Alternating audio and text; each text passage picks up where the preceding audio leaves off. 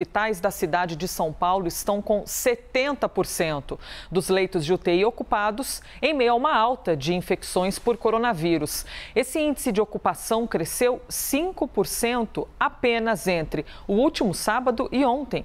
Ele também é maior do que o do próprio estado, que tem quase 68% de ocupação. Para entender melhor o que explica esse aumento, o que nós podemos esperar para os próximos dias, no curto, no médio prazo, nós vamos conversar agora, como eu tinha anunciado, ao vivo com o secretário municipal de saúde de São Paulo, Edson Aparecido. Secretário, bom dia. Gostaria de saber do senhor se a perspectiva para o curto prazo é da continuidade do aumento da ocupação de vagas em UTIs em São Paulo. Eu estava noticiando agora há pouquinho que há um contingente importante de pacientes internados em UTIs em São Paulo, que são de outras cidades, já com seus leitos completamente ocupados. E se a tendência for essa, o que é que São Paulo pretende fazer? O senhor imagina que haverá um recrudescimento das regras de distanciamento social em São Paulo? Bom dia e obrigado pela atenção mais uma vez com a CNN. Bom dia, Colombo. Um prazer enorme voltar a falar com vocês.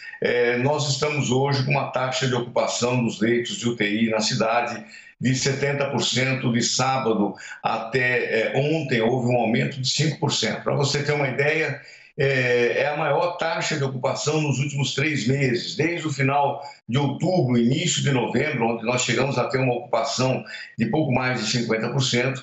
Houve esse aumento agora nessas últimas horas. Nós estamos hoje com 1.218 pessoas internadas em leitos de enfermaria e em leitos também de UTI. A média móvel de casos também nos últimos 14 dias, ela aumentou, ela chegou a 414 novos casos de Covid na cidade de São Paulo. No ápice da pandemia, em junho, julho do ano passado, nós tivemos cerca de 2.300 casos na média móvel de 14 dias. Mas é muito preocupante, nós estamos monitorando os sintomáticos respiratórios em toda a cidade, testando aqueles que apresentam sintomas, exatamente para que a gente possa ter um acompanhamento e que isso não se reverta num curto espaço de tempo, também no aumento de óbitos aqui na cidade de São Paulo. O Comitê de Contingência se reúne ainda hoje do Estado para poder analisar novas medidas que serão implementadas em todo o estado e também na região metropolitana. Agora, o senhor acha que nós vamos escapar, secretário, diante desses dados tão preocupantes, não só na capital, como em cidades muito próximas aqui? Campinas, por exemplo, que fica a 100 quilômetros de São Paulo, não tem mais leito para internar paciente. Nós vamos escapar de alguma medida de maior restrição? Nós, para você ter uma ideia, como você disse, nós temos, por exemplo, nos leitos aqui da cidade, 21% das pessoas internadas não são residentes aqui na cidade. Então, portanto, já há uma pressão muito grande de outros municípios da região metropolitana e do restante do estado, onde houve um aumento muito acelerado de casos, ocupando, inclusive, leitos aqui na capital. Nós precisamos tomar medidas. Hoje, inclusive, temos reuniões aqui com a Vigilância Sanitária no município e depois com o Comitê de Contingência. Nós precisamos tomar medidas conjuntas com todo o estado, conjuntas com a região metropolitana, porque esse processo de elevação de casos e de internações, ele hoje é generalizado no estado. Então, tomar medidas isoladas nesse momento não vai ter eficácia no controle da disseminação da doença. Por isso que, ao longo do dia, nós devemos, então, estudar essas novas medidas. Secretário, a cidade de São Paulo já sabe até que ponto esse aumento, esse recorde tem a ver com a variante da Covid-19? Porque para saber se tem relação com essa variante, tem que ser feito todo um exame especial, não é mesmo? Então, em teoria, todo mundo teria de ser testado com aquele exame do sequenciamento genético para ver de onde veio essa cepa da Covid. Essa informação mais detalhada já existe? O que é possível dizer, Elisa, que nós já temos, evidentemente, as variantes circulando em todo o país e não é diferente no estado de São Paulo e também aqui na capital. Por enquanto, nós tivemos 9 casos confirmados, da variante de Manaus e 4 casos do Reino Unido. A testagem que nós fazemos no município nós testamos a pessoa se ela está positiva ou negativa. E depois, então, encaminhamos para o Instituto Adolfo Lutz e também para o Instituto de Medicina Tropical da USP, para que haja o sequenciamento genético para verificar exatamente a confirmação de que é uma variante. Hoje nós estamos, quem confirma positivo, procurando saber de onde a pessoa, se teve contato com pessoas da região norte do país, se esteve viajando por lá, e quando há a confirmação dessa informação, nós imediatamente pedimos, então, o estudo do sequenciamento genético para esses 2 institutos. Por enquanto, nós temos esses casos, mas seguramente, pelas informações que também o governo do estado já nos passa, há uma circulação do vírus das 2 variantes em todo o estado e seguramente não é diferente na capital. Secretário, nós vimos ao longo da pandemia que as internações em UTI são normalmente de pessoas idosas e com comorbidades. E aí eu lhe pergunto, nos últimos tempos nós tivemos muitas aglomerações de jovens, tivemos inclusive aí cidades no entorno de São Paulo, com a polícia tendo que intervir festas com milhares de pessoas. A gente já tem um perfil diferente desses internados?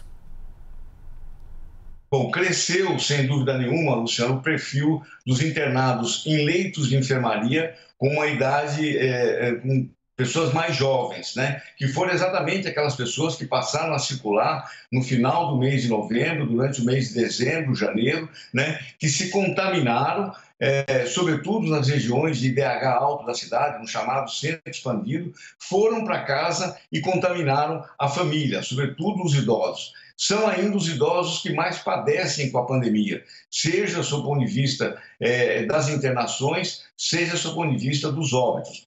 Mas não há a menor sombra de dúvida que nos últimos 2 meses o grande índice de disseminação e de transmissibilidade da pandemia na cidade de São Paulo foi por conta da circulação dos jovens nessas festas, nesses pancadões, nesses bares, sem utilizar a máscara, não respeitando as medidas sanitárias de distanciamento social. O perfil de contaminação é dessa pessoa mais jovem, que ocupa hoje um pouco mais o leito de enfermaria, mas quem continua mais sofrendo com a doença é, sem dúvida nenhuma, o idoso. Então eu queria falar com o senhor sobre os idosos, secretário, sobre vacinação. São 2 perguntas. Essa semana aqui começam a chegar, já a partir de hoje, né, novos lotes da Coronavac. Acabou de chegar em Guarulhos aquela carga com 2 milhões de doses da vacina Oxford AstraZeneca e elas devem ser distribuídas pelas nossas cidades, São Paulo inclusive, agora, a partir de hoje ou nos próximos dias, no mais tardar. A cidade de São Paulo tem previsão para começar a reduzir a idade dos idosos que estão sendo imunizados? Essa é a primeira pergunta. E a segunda, idosos com mais de 60 anos podem procurar postos de saúde para fazer um cadastro para aquele momento em que sobram vacinas no final do dia, para que elas não sejam desperdiçadas, eles, após o cadastro, possam ser chamados pela UBS, pela AMA, pelo posto de saúde, para receberem essas doses, para que elas evidentemente não sejam dispensadas, jogadas fora? Bom, Colombo, sem dúvida nenhuma, os idosos com mais de 60 anos podem procurar as nossas unidades de saúde. Nós estamos fazendo um cadastro, uma lista de espera, para que ao final do dia, caso haja exatamente aquelas doses que ficam remanescentes, nós chamamos os idosos para que eles possam ter a vacinação. Se tiver, inclusive, idosos que estão acamados, as nossas equipes, inclusive, vão até a residência da pessoa vaciná-la.